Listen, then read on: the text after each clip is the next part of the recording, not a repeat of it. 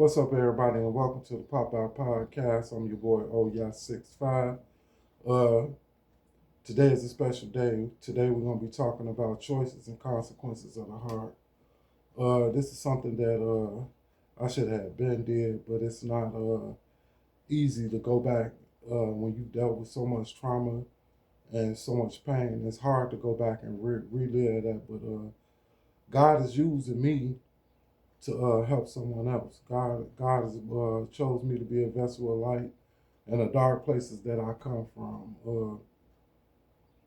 So today is the day that I'm gonna share my story with you guys, and hopefully what I say can save someone's life. Hopefully what I say can save my kids' life. Hopefully what I say can save the people that I influence lives. Uh, when I was 7 years old, I used to sleep in a room with my grandfather. My grandfather smoked cigars, and the house that we lived in, it was sometimes it used to be up to like 15 people in the house. The house was crowded, but I slept with my grandfather.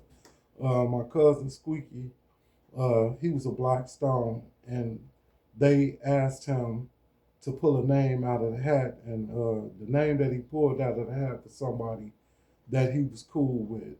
They wanted him to kill that person. My uncle Squeaky refused to do that, so the Black Stones they started extorting my grandfather. They would come every week and they would get money from my grandfather because my cousin Squeaky refused to do what they asked him to do. And this went on for a while until my grandmother made my grandfather stop. So when my grandfather stopped, they kidnapped my grandfather. My grandfather was on his way to work. They kidnapped him and they murdered him, and they left him in the field down the street from his job in Chicago Heights.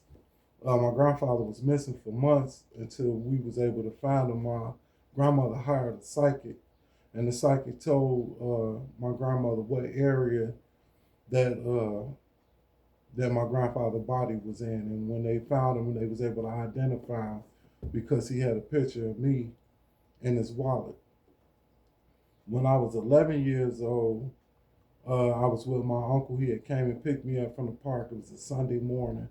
It was people outside cutting grass. It was people sitting on their porch or whatever. And he drove to a house to confront a dude about a radio that the dude sold him that was broken. So when we got to the dude's house, my uncle got out. He walked to the door. He knocked on the door, and the dude didn't come to the door. He came to the upstairs window, and he looked out. My uncle's name was Goldie, and he was like, "Man, what's up, Goldie?" Goldie was like, "Where's my money for my radio?" And he was like, "Man, Goldie, I didn't know the radio was broke. Man, I promise you, I got you. I'm gonna pay you. I'm gonna pay you your money." And so my uncle wasn't playing. He wanted his money right there and there. The dude didn't have the money. So my uncle, he ran back to the car. He went in his trunk and he pulled out a 410 shotgun.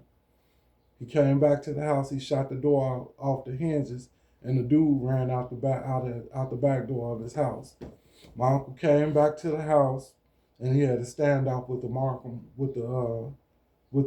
police, and he eventually he got locked up. This is when I was 11 years old. This same uncle, he was my uncle, but he was also like my brother because we was 8 years apart. And he was also like my father too. I wanted to be just like him. He taught me a lot. He the one taught me how to drive. He did the majority of the things that a father figure would do. And he took me everywhere. He took me everywhere with him. So I witnessed that. I witnessed our house getting raided. He used to do fraud all the time, and the police came and raided our house. He had ordered cell phones and beepers for everybody in the neighborhood. All us had cell phones and beepers like one number apart or whatever. But when he had went to go sign to get the last order, the police came out of the back of the UPS truck and ran in our house and raided our house. Uh, my mom, she seen what direction that I was headed in, And so she tried to move me to a different neighborhood. She moved me to Linwood.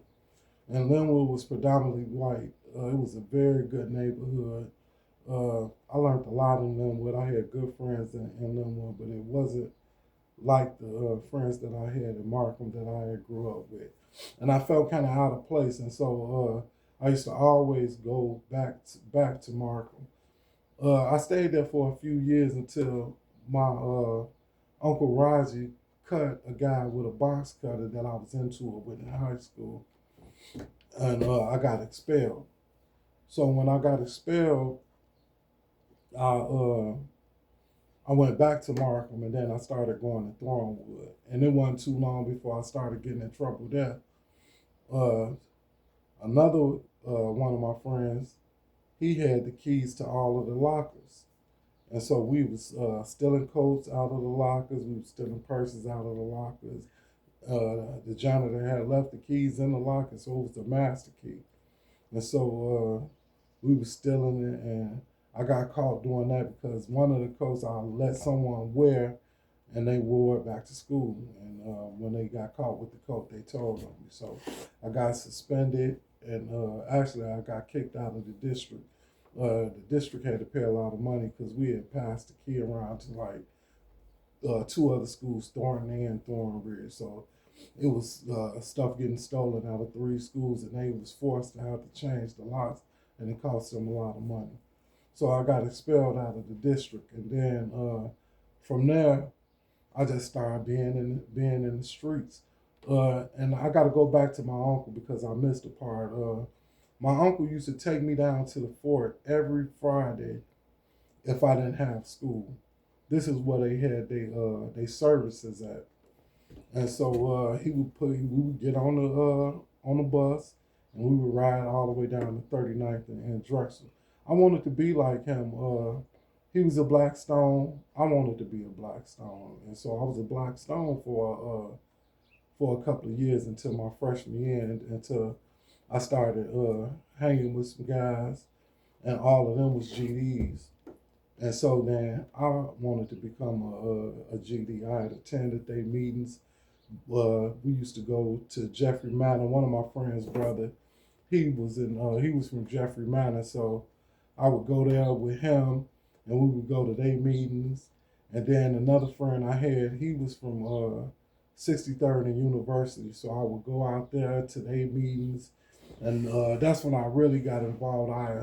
I had met the guys out there, and I had met a high-ranking official, but he kind of took a liking to me. His name was Milkman, and so I was going back and forth to the city, and then I was hanging out in the streets, and I was just getting in trouble. And before long, I was on my way to prison. Actually, within a year and a half of getting expelled for the second time out of Thornwood, it wasn't nothing but a year and a half after that before I had went to prison. And I actually went to prison for something that I didn't do, but I allowed my friends to put stolen goods in my house. And so when we got caught with the goods, they all turned on me and said that I was the one who did it. And so I got 8 years the first time that I went to prison for something that I didn't do. And I went to prison 4 other times after that. And when I finally stopped going to prison, I was 44 years old. And so since then, the last 2 years, because I'll be 54 this year. I have 4 kids, and I have 2 stepkids. And out of all six of those kids, 3 of them got shot, and I lost one of my sons. He got murdered in South Holland, November 5th of 2021. And so I've always been the type of person to love God. Even when I was on the street selling drugs, I used to go to this place called Trendsetter, and after I got my packages, my seals, so that I could make my little packages or whatever, I would always ask for a cross. So every day I would wear a cross. That was my way of knowing that I had God with me. Uh, excuse me, y'all. It's not easy talk. It's not easy talking about this, but it's time for me to tell my story. God been constantly speaking to me, and He's been constantly staying on my mind and in my heart. And so that leads me to this point, right? The last time that I got locked up, I remember being so angry. Uh, my mom, she was living somewhere where I wasn't comfortable with, and I wanted to move her so bad, and I thought that I was doing the right thing, and so I was trying to do whatever I could to make it possible for her to move. I was always used to getting fast money, whichever way that I got it, and so that's what I was trying to do, and I ended up going to prison. But while I was locked up, uh, I was constantly getting into it with the lawyer. I was in a county that's not like Cook County. I was in Decatur, and so they don't play in Decatur. They was really trying to give me a lot of time. I think the lowest that they had went at that time was like 10 years that they was trying to give me. The public defender that I had, he wasn't doing nothing to help me or whatever. And he actually told me himself that I wasn't going to ever do anything with my life. And so I told him, I said, well, if you don't believe that I'm going to do nothing with my life, get me mandated to the drug program. I don't know why I said that, but I just felt like I needed some type of help. And so when we went in front of the judge, I told the judge, what my intentions was, that I did want to change my life and that I did want to get some help or whatever. And so he sent me to the drug program. The drug program was only supposed to last for 2 months.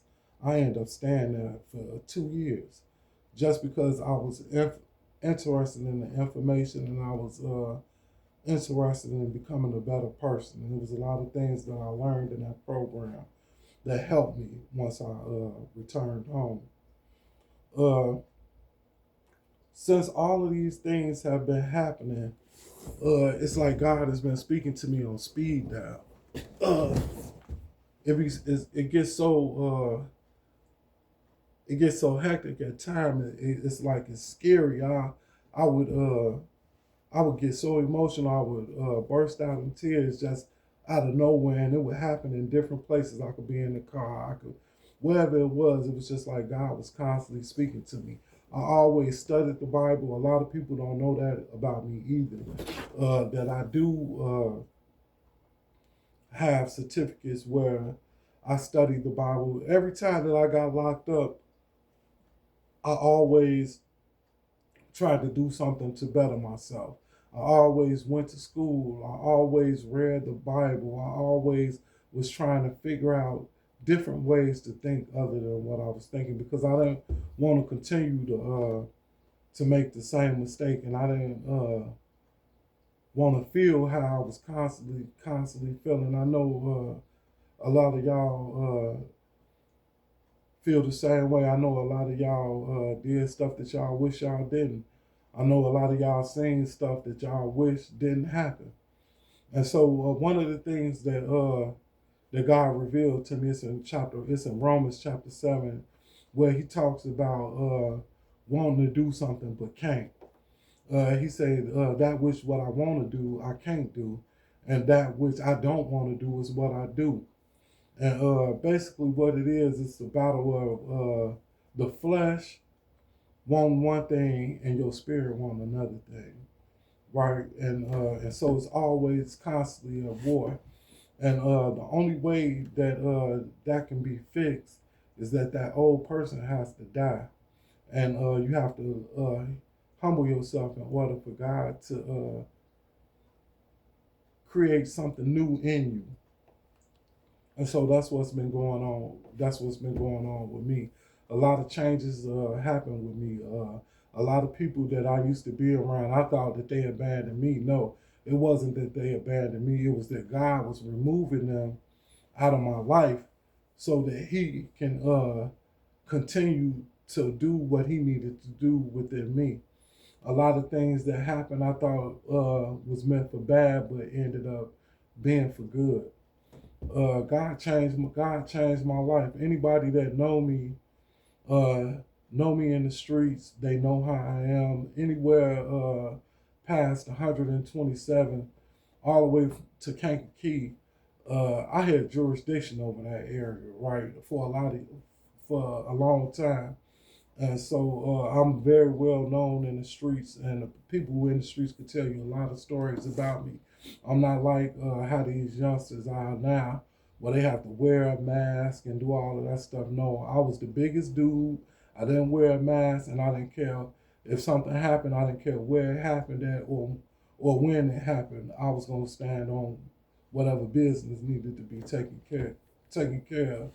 And so it was just, that's what type of person that I was. And I just feel like because of the way that I was raised and the trauma that I went through, I came from a place of hurt. I came from a place of dysfunction.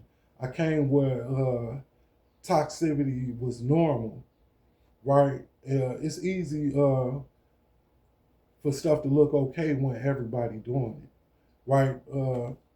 They call that social acceptance when it seems like it's okay, right? Because everybody doing it. When you look around and it becomes normal too, but it's not, right? And so that was my issue my entire life. I kept going back to jail, back and forth to jail. I kept making the same mistakes, and I kept missing opportunities. Right? I'm probably one of the only people that I know from my neighborhood that could actually say that they sat me and the person who took me, probably one of the only people who could say that they sat in the room with Kanye. Kanye gave me music. Kanye liked how I rap, right? Uh, when I first met Kanye, I stole his phone. Right, me and one of my friends, the whole ride there. Shout out to Cousin Bang, man. That's my brother. Me and him have a lot of stories as well on every level. And he was the one who took me there, right? Uh, when I came, I met Mama West. She was in the kitchen. You had to go through the kitchen to go downstairs in the basement where Kanye's studio was. And so I met her. I came and I met Kanye and we talked. And he heard me rap and he was doing all like this and he gave me his music, right? And I spent a couple of times with him. I was actually with him right the week that he went to New York to sign with Rockefeller. I was with him that weekend when he came back to Chicago and went to the World Music Theater to get his chain. I was on stage with him when he got his chain. And so I've had opportunities. I've did a lot in the streets, and I've also always had a reverence for God, and so that makes me qualified to speak the truth, right? And that makes me qualified to bring light to the places that I come from. I know what it's like to not have your emotional needs met. I know what it's like to be influenced by the wrong thing. Uh, I wish right now to this day that I would have never chose to be a GD or in a gang or none of that. And right now to this day, I'm not a GD. I'm not in a gang. I'm a man of God. My name is Oya Carter. You can look me up on YouTube at Oya65. You can go like and subscribe to my channel, the Pop Out Podcast, where we promote only love and we promote only positivity. And so I thank God because He changed me. I thank God because He, even through all of the things that I've been through in life, His grace covered me through those things. And I'm right here now today being able to tell you my story. So I'm thankful for that. It took me a while to get this out because just like I said, the truth hurt, right? But God heals, right? And it's nothing like having clarity. It's nothing like having clarity, right? And that's what God did. That's what God does for me. God gives me clarity on things that I didn't understand. He helped me be able to go back to through all of that trauma that I went through all of those painful experiences, and He helped me heal through each and every one. And so now I want to use that. I want to use what He has given me to help you. I want to use that what He's given me to help my kids, and to bring us out of that dark place that we came from. Uh, I don't hear people talking that much about that. I don't hear people just telling the truth, right? We all being influenced by the internet. We all being influenced by all of these things that's going on. But won't nobody tell the truth. Well, today I'm telling my truth. Today I could tell you I have a new life, right? And I'm living a new life, not just talking about it. I'm living a new life. The things that I used to do, I don't do no more, right? Every day God speaks to me, and I put God first. And speaking of that, the reason why I'm able to be able to sustain and be able to move forward and to be happy and to be able to experience the goodness of God is because I started making God my first choice instead of my last resort. Uh, I was frustrated. Every time I got locked up, I was angry. Every time I locked up, because in my heart I wanted to do the right thing, but my actions weren't showing it. Right? As soon as I got locked up, now I'm back reading the Bible. I'm seeking His will and all of those things. When if I would have did that first, I wouldn't have never ended up in jail. If I would have did that first, I would have never hurt that person. If I would have did that first, I would have never broke up. I would have never had broke that relationship and messed up that relationship that was valuable to me, right? And so these are the things that I want to share with you. I have plenty of stories to tell you about the things that God has did for me, the things that God has brought me out of. I was crazy growing up. Do your research. How FYB Main said, do your homework, and you will find out exactly, who I am and where I came from. I know a lot of people that could tell you. I have family in the city too, and I have people in the city that know me. A lot of people, a lot of y'all daddies, right?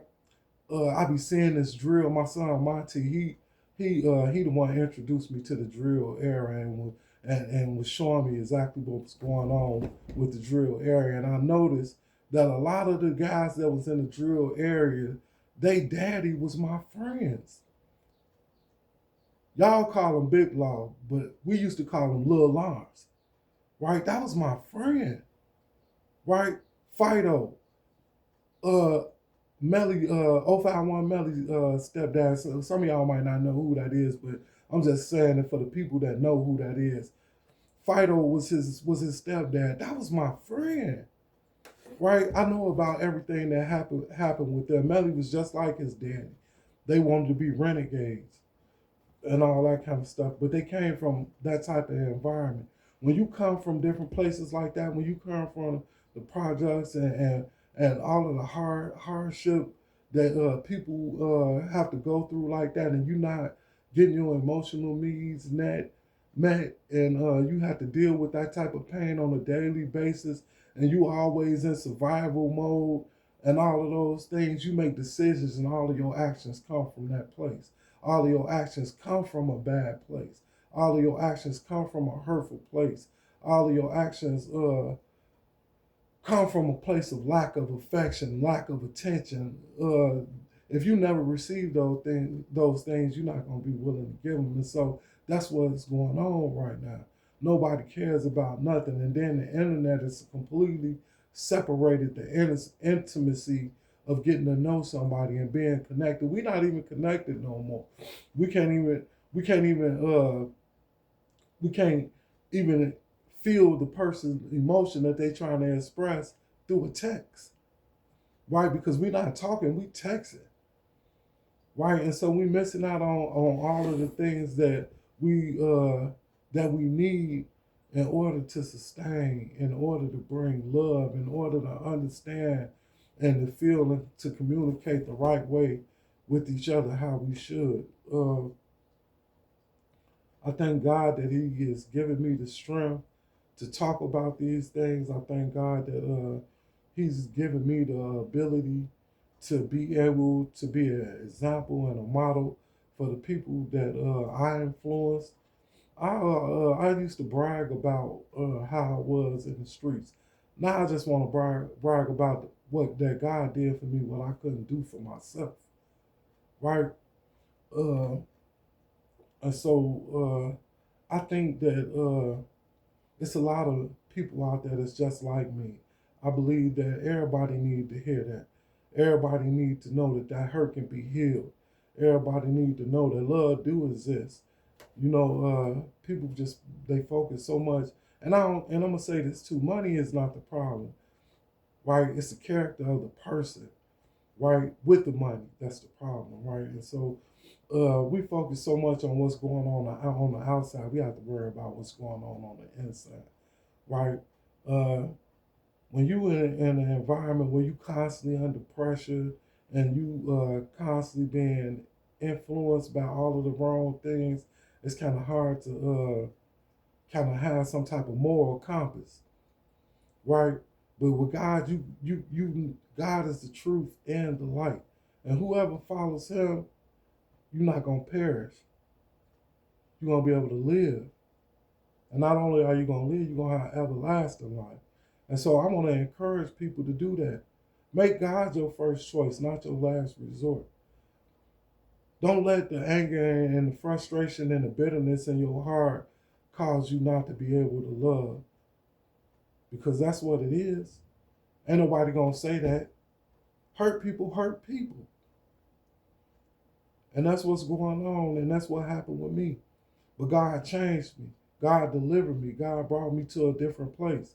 God made me the man that I am right now, and I could proudly stand right here and say that I live a different life, that I have a new life.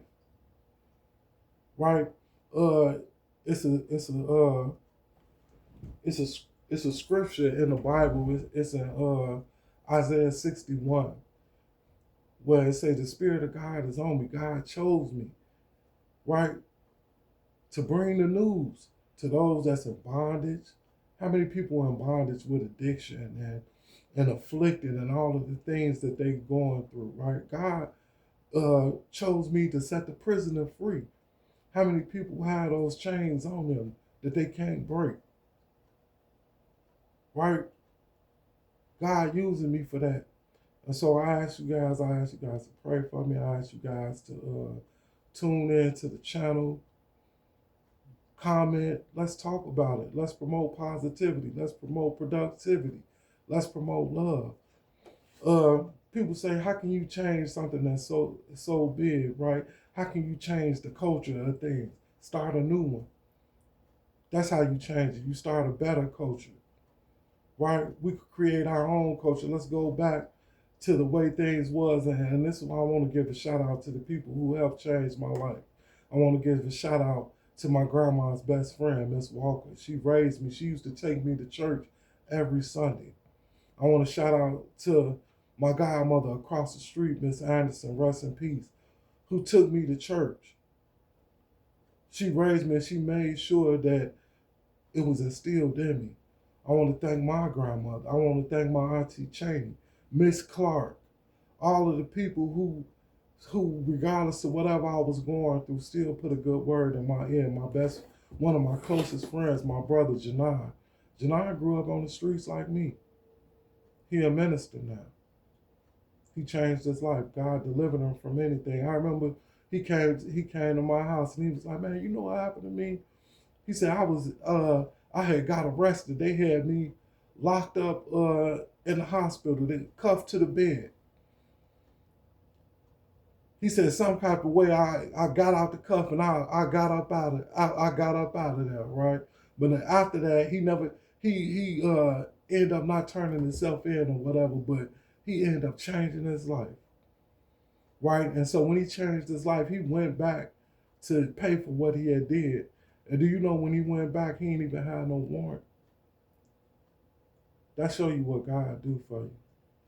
right?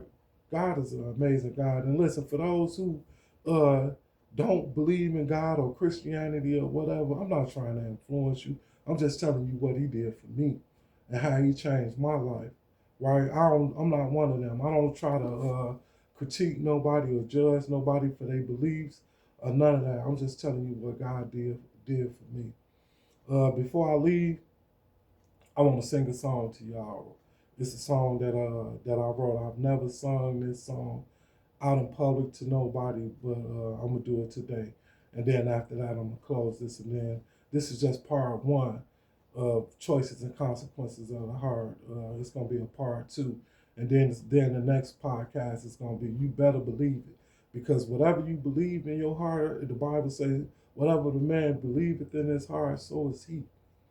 Right. So whatever you believe in your heart, that's what you are. And so if you believe in your heart and you have faith just as little as a mustard seed, you can move mountains. But you gotta believe that. Right? So here go the song for y'all, and then after that I'm gonna get on up out of here. It go like this. I could be a fool today and throw my life away. Oh, I can give God a chance. I know He has the plans. I gotta wake up. I can be a fool today.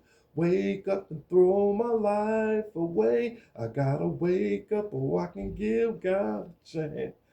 Wake up. I know He has the plans. Sometimes I feel like running till my feet lift me up off of the ground. So tired of being down, down, down, down, down, down. Sometimes I feel like crying till my tears make me feel like I'm gonna drown. Don't wanna see me drown, drown, drown, drown, drown, drown. So I give it all to you. The one whose faith is true can't do what those others do. Gotta put all my trust in you. I gotta wake up. I can be a fool today. Wake up and pull my life away. To wake up, oh, I can give God a chance. Wake up, I know He has the plans. Uh, that's it, y'all. Be safe out there, man. I love y'all, man. And we'll be back with another one, man. It's your boy, OYA65. Go to YouTube, OYA65. Like and subscribe to the channel, man, and leave a comment, man. I love y'all.